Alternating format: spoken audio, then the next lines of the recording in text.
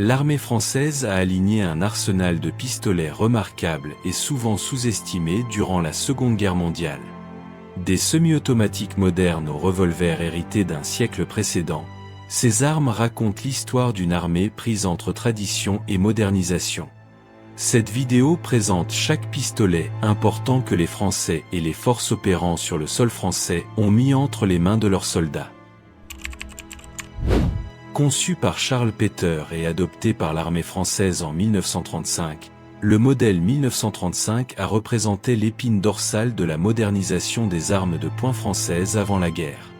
Chambré dans la cartouche unique 7,65 mm longue française, il intégrait un mécanisme à culasse calée directement inspiré du légendaire Colt M1911. Compact, fiable et parfaitement équilibré en main, il était distribué principalement aux officiers et sous-officiers des forces métropolitaines françaises. Les chiffres de production n'ont jamais suffi à équiper pleinement l'armée, faisant de lui une bête rare sur le champ de bataille, mais les soldats qui le portaient lui faisaient entièrement confiance. Le modèle 1935S était le frère raffiné et simplifié du 1935A, développé pour répondre aux exigences de fabrication alors que la France se préparait à la tempête inévitable de la guerre. Également chambré en 7,65 mm longue, le 1935S présentait un profil légèrement plus arrondi et un mécanisme interne simplifié, le rendant plus rapide et plus facile à produire en série. Il partageait le même mécanisme fiable à culasse calée que son prédécesseur, offrant des performances stables sur le terrain. Bien que la production ait été interrompue de façon catastrophique par la chute de France en 1940, le 1935S continua de servir avec les forces de Vichy, les unités de la France libre, une véritable bête de guerre. Le MAB Modèle D, produit par la manufacture d'armes de Bayonne, était un pistolet semi-automatique compact et fiable à culasse non calée, chambré principalement en 7,65 mm Browning.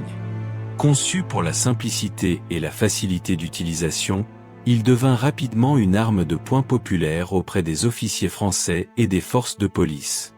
Son profil élégant et sa mécanique robuste en faisaient une arme agréable à porter au quotidien.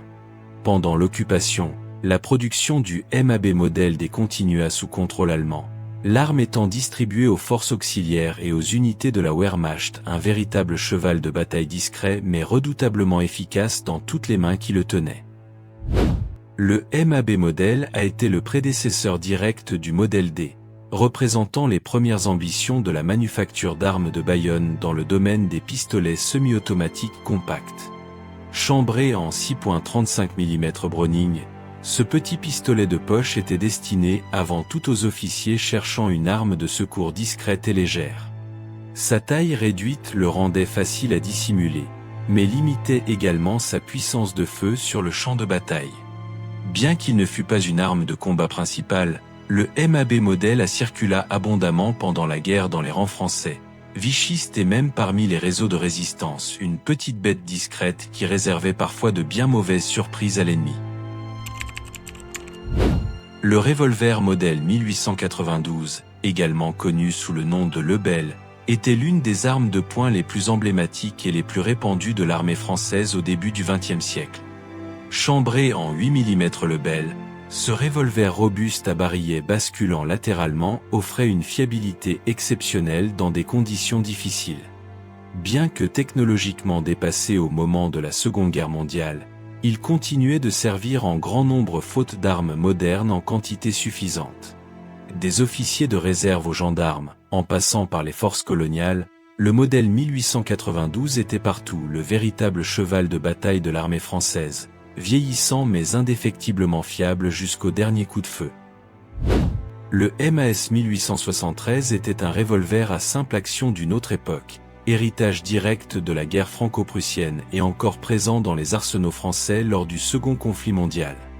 Chambré en 11 mm français, il tirait une cartouche lente mais lourde qui pouvait infliger des blessures sérieuses à courte portée.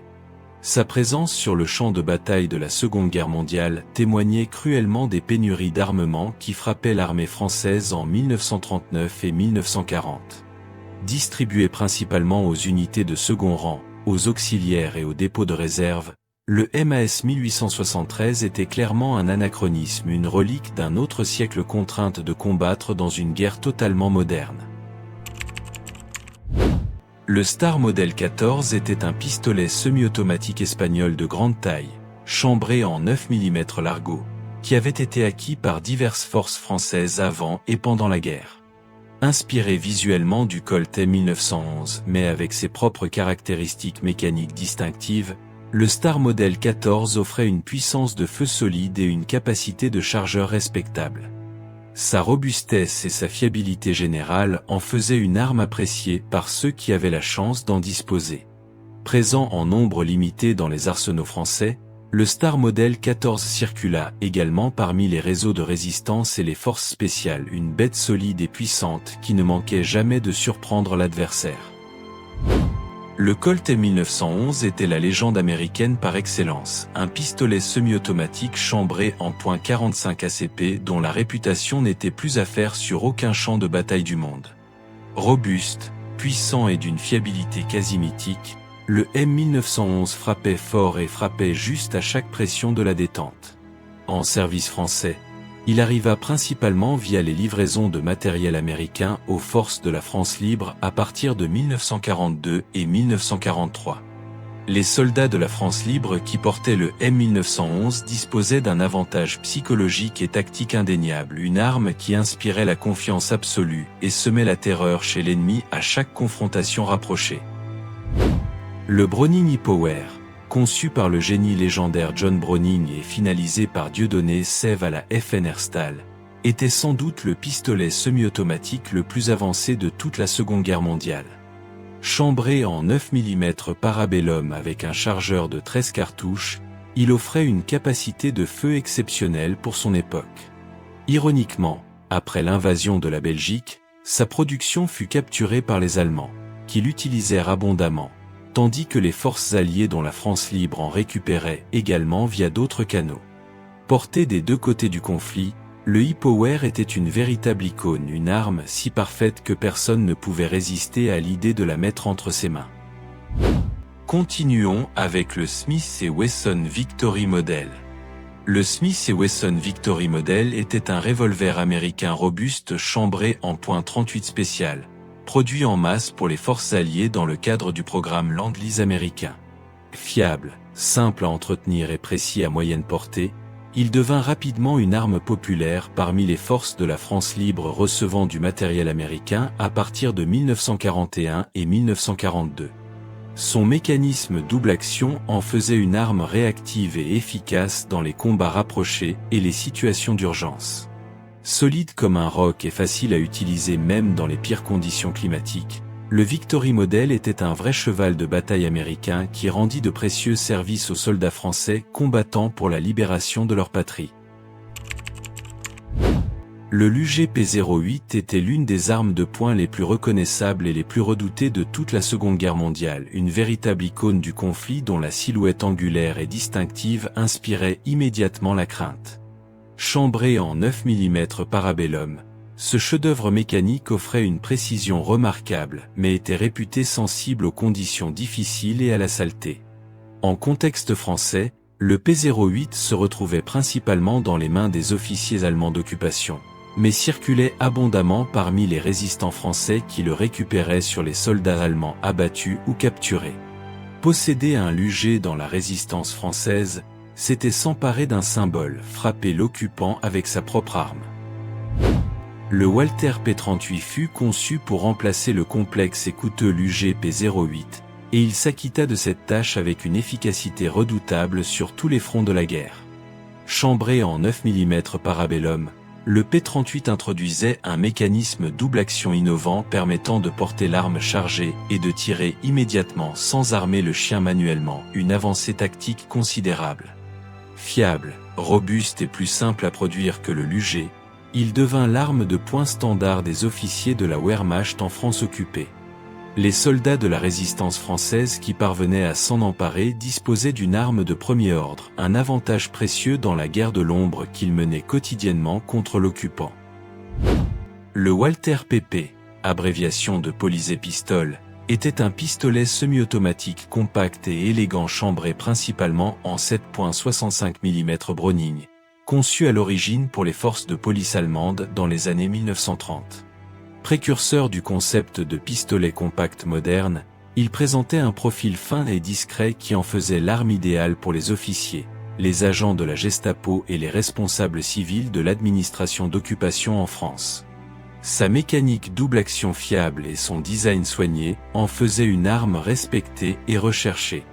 Récupéré fréquemment par les résistants français sur les agents allemands, le Walther PP devint une arme prisée dans les réseaux clandestins, une petite bête redoutablement efficace malgré sa taille modeste. Le Walther PPK était la version compacte et encore plus discrète du PP, conçu pour les missions d'infiltration, les agents secrets et les officiers de haut rang nécessitant une arme facilement dissimulable.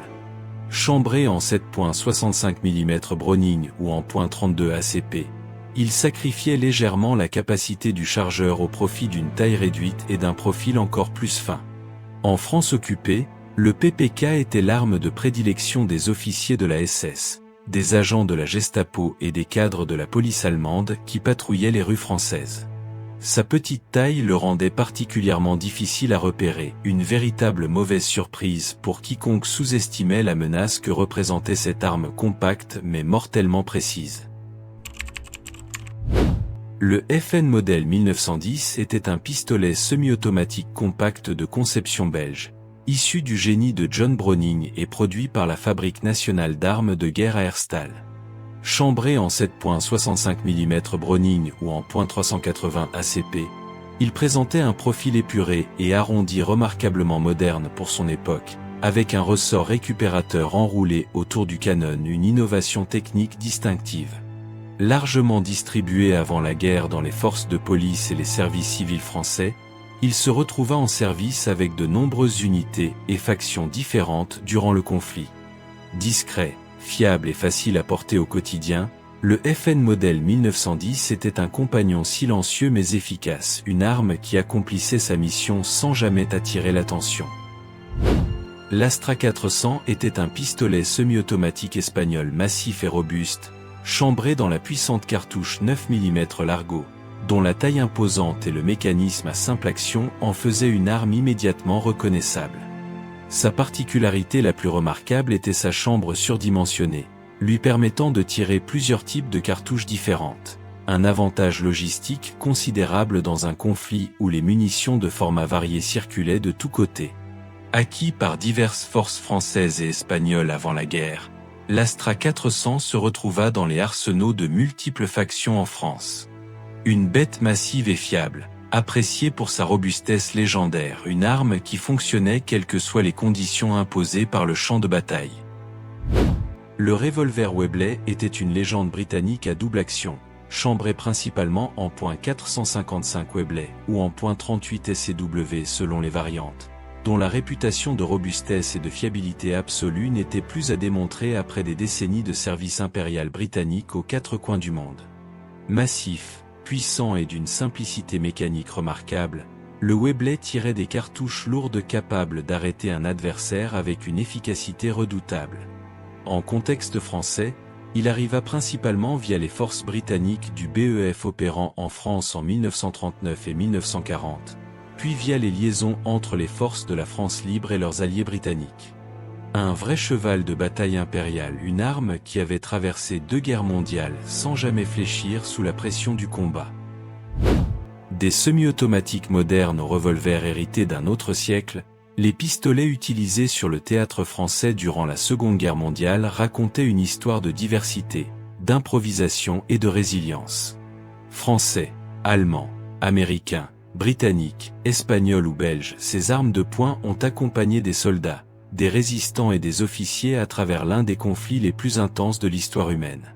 Chaque pistolet avait sa propre histoire, ses propres forces et ses propres faiblesses, mais tous avaient en commun d'avoir joué un rôle dans la grande tragédie qui transforma à jamais le visage de l'Europe.